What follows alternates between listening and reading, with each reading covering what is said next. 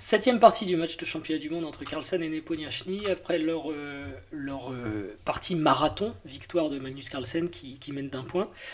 Magnus se retrouve avec les noirs contre Jan Nepomniachtchi et la partie commence par E4, E5, cavalier F3, cavalier C6, fou B5.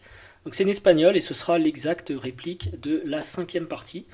A6, fou A4, cavalier F6, petit roc, fou E7, tour E1. B5 attaque le fou, fou B3, petit roc. Et là, comme à chaque fois, on est au carrefour. Les noirs sont prêts à jouer le gambit Marshall, par exemple si les blancs jouent C3, D5. Mais comme le fait remarquer Olivier René sur Chess24 en live, très bon commentaire d'ailleurs de cette équipe de Chess24, l'espagnol c'est devenu l'anti-Marshall. Et Nepo rejoue A4 qui attaque le pion B5 et qui laisse pas le temps du coup aux noirs de contre-attaquer au centre. Tour B5 joué par les... Tour B8, pardon. Tour B8 joué par les noirs. Donc on est toujours dans la cinquième partie. Ce qui est quand même une variante assez étonnante parce que après B5, elle laisse la colonne A au blanc. Mais ok, c'est ce que veut jouer Carlsen. H3, D6. Et ici dans la cinquième partie, donc si vous voulez les commentaires pour ces coups, vous pouvez les l'avoir. Hein, mais Nepo avait joué C3. Et après il y avait eu B4. Et il change, en fait, il joue D3.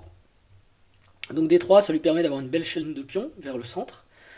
Carlsen joue un coup H6 qui est un coup utile pour contrôler G5. On va voir après, juste après pourquoi d'ailleurs. Cavalier C3 et tour E8.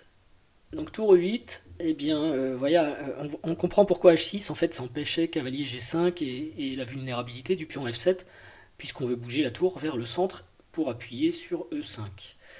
A noter que si, au lieu de jouer tour E8, il avait joué fou E6, pour essayer de contrecarrer un petit peu le centre et le fou, notamment le fou espagnol, alors il y a cavalier D5 qui est intéressant. Maintenant qu'on a joué cavalier C3, on a cette possibilité qui permet d'avoir un petit avantage pour les blancs.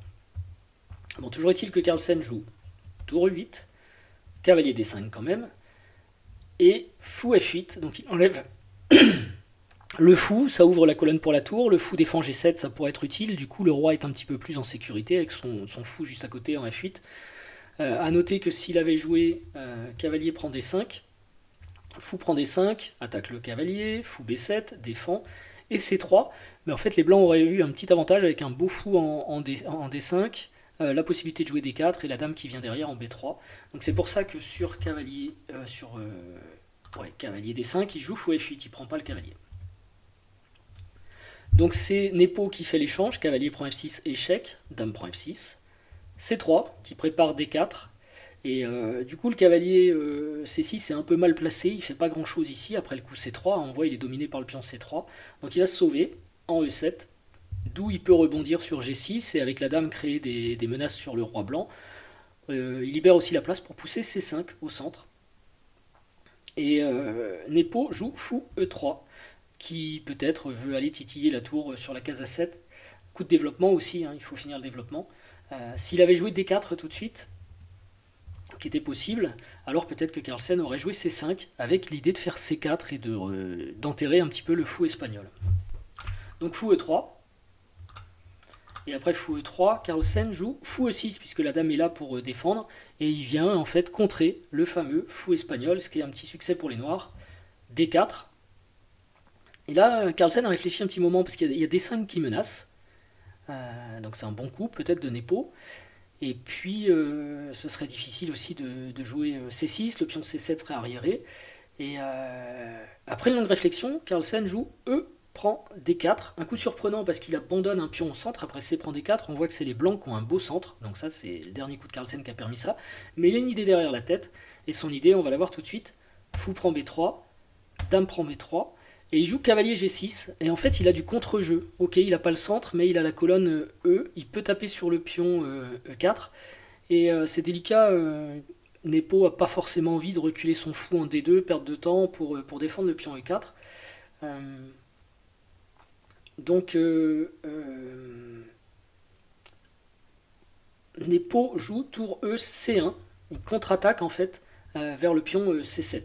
A noter qu'il aurait pu jouer tour A, C1, mais alors il y aurait eu tour prend E4, tour prend C7, tour E7 pour défendre la colonne, et tour C6 avec une petite pression sur D6. Bon, c'est 3 fois rien, mais peut-être que Nepo aurait pu avoir un meilleur avantage que dans la partie. Avec tour EC1, on va voir pourquoi après, c'est un peu moins bien. Carlsen joue le bon coup C5, donc il enlève son pion arriéré tout de suite. Si ici Nepo fait D prend C5, il y a D prend C5, fou prend C5 et tour prend E4 avec égalité. Et on voit cette variante ne serait pas possible s'il avait joué tour A C1 en fait à la place de tour E C1, parce que la tour E aurait défendu le pion E4. Donc on comprend en fait maintenant pourquoi il aurait été mieux de mettre la tour A plutôt que la tour E sur la colonne C. Toujours est-il qu'après C5, donc pour pas rentrer dans cette variante égalisante, Nepo joue E5, attaque la dame. Et ici, sur D prend E5, il aurait pu y avoir D prend C5, avec un pion C finalement bien soutenu par la tour et qui devient dangereux, qui peut avancer. Donc sur E5, Carlsen ne prend pas, et il joue Dame F5, un bon coup, qu'il avait prévu à l'avance je pense. Un bon coup, parce qu'après D prend C5, joué par Nepo, à noter que si Nepo avait joué E prend D6, il y aurait eu C4, attaque la dame, Dame B4 et Dame F6.